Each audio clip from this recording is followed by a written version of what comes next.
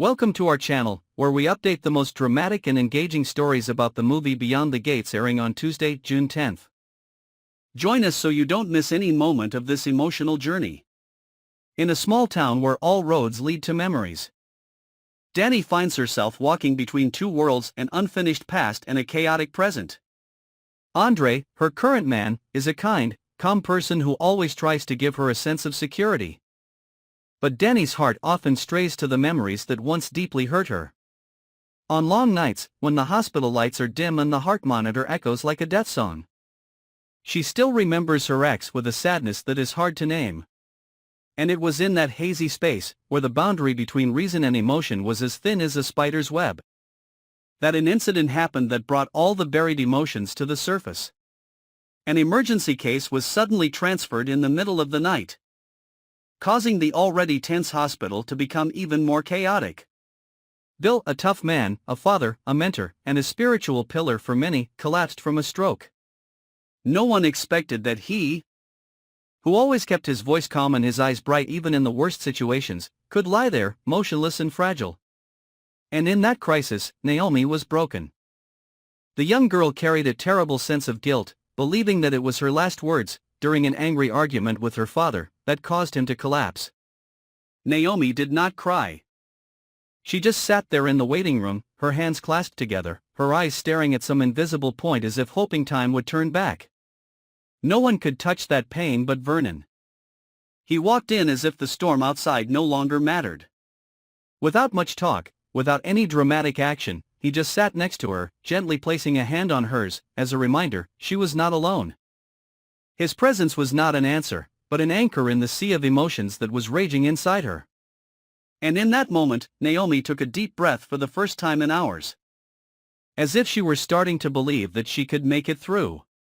While Naomi struggled with her guilt, another connection was forming quietly, dangerous and unpredictable. Chelsea, always confident and sharp, had no idea that meeting Madison at the hospital could make her feel so confused. Madison, the newly transferred doctor with a cold appearance, sharp eyes like a scalpel and a heavy silence, made Chelsea unable to look away. At first, it was just curiosity. Then it was the feeling of being caught up in something bigger than control. The chance meeting between the two began with a discussion about handling an emergency surgery, but ended with a long, silent look that was more intense than any words. Chelsea left the room, her heart pounding, not sure if it was from anger or something else. Madison did not chase after her, but in her eyes, a storm was brewing. That strange feeling was not something that could be easily extinguished.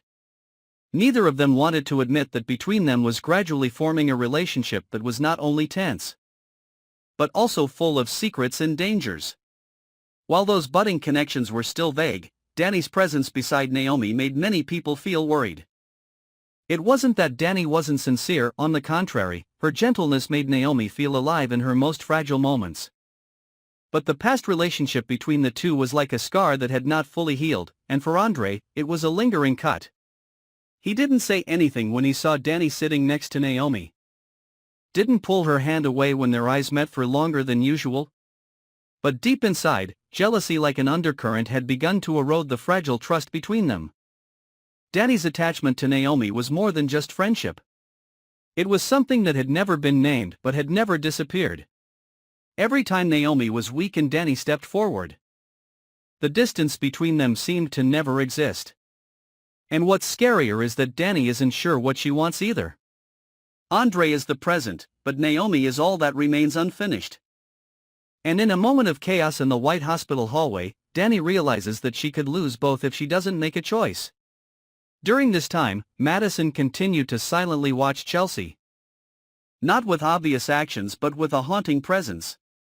She did not try to attract, did not try to convince. But Chelsea became increasingly unable to ignore. She began to re-examine the things she had always believed, about herself, about her limits, about what she had thought was impossible. Madison was like a ghost of the unknown, and Chelsea was haunted by it more than she dared to admit. Vernon, while trying to help Naomi overcome the shock of her family, began to sense subtle changes in the psychology of those around her. He noticed that Dani's eyes when she looked at Naomi were not like those of a friend. He felt Andre's retreat, like someone preparing to let go. And he clearly saw the slight tremor in Chelsea's hand every time she accidentally touched Madison. All those underground veins were unspoken, but they accumulated day by day, hour by hour. Waiting for an explosion. And the explosion would come, Vernon knew that. What he didn't know was who would still stand. And who would collapse under the weight of choices that had been delayed for too long. And then the explosion started from something seemingly small. An unsent letter, lying in a hospital drawer. Accidentally discovered by Andre when he came to find Danny. At first he had only intended to leave her the coat she had left in the car. But the light from the slightly open drawer drew his eyes down. A neatly folded piece of paper, but the familiar handwriting cut straight into his heart like a knife. It was a letter from Danny to Naomi, unsent, unclaimed, but full of things that had never been said. Every word in the letter exploded in Andre's mind, of rejected feelings, of lingering memories. Of Danny never stopping thinking about Naomi despite trying to love someone else. Andre left the hospital in dead silence. He wasn't angry, but he was broken. He didn't say anything to Danny. He didn't ask her to choose. He just stepped back, making room for what was clearest: love never dies, just gets covered in dust. What Andre didn't know was that Danny didn't know the letter still existed. She'd written it on a rainy night, after finding Naomi crying in her father's ICU, and thought she'd torn it up. Maybe she'd left it behind, or maybe deep down she'd wanted someone to find it. And now someone had. Meanwhile, Bill's condition, though not critical, is still a wake-up call to everyone around him. Life doesn't give many second chances, and once time has passed, no one can call it back. Naomi, after Vernon's help to lift her spirits, begins to spend more time with her father, not just as a daughter, but as someone who is learning to forgive herself. She stops blaming herself and begins to realize that sometimes conflicts don't lead to tragedy, but to awakening. Every time she holds her father's hand, even though he is still weak, she feels like she is holding on to a part of herself that she once lost. Things seem to have calmed down for a while. But then Chelsea is pulled into a new emotional spiral when Madison begins working directly on the medical team she is in charge of.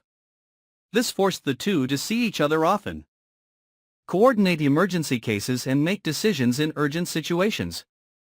The distance between them gradually narrowed, and professional conflicts became an excuse for the two to be closer.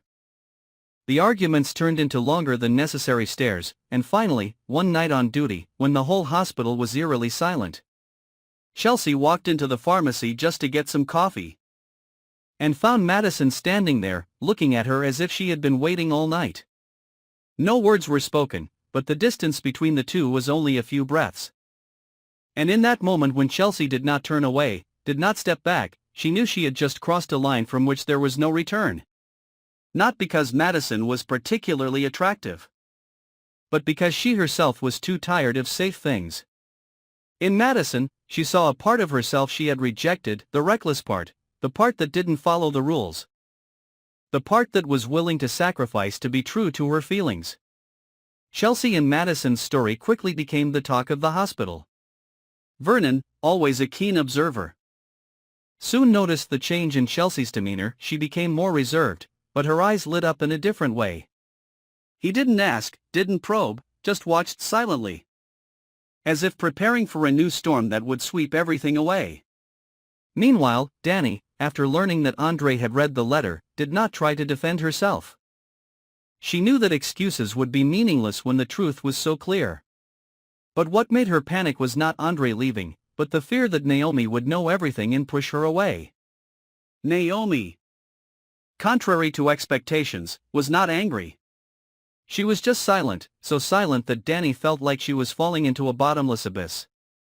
And then one day, when the two of them were sitting in the hospital hallway, looking through the frosted glass at the empty courtyard, Naomi said only one sentence: "I have never forgotten." For short words, but like a sentence and a release. Danny did not need anything more. In Naomi's eyes, she saw a door that had been closed now slightly opened. Not to invite, but to allow. Allowing her to step back. Again, but this time with caution, sincerity, and no longer running away. In the gloom of the hospital, two women sit side by side, not touching, not saying anything. But the silence carries the weight of 1,000 unspoken words.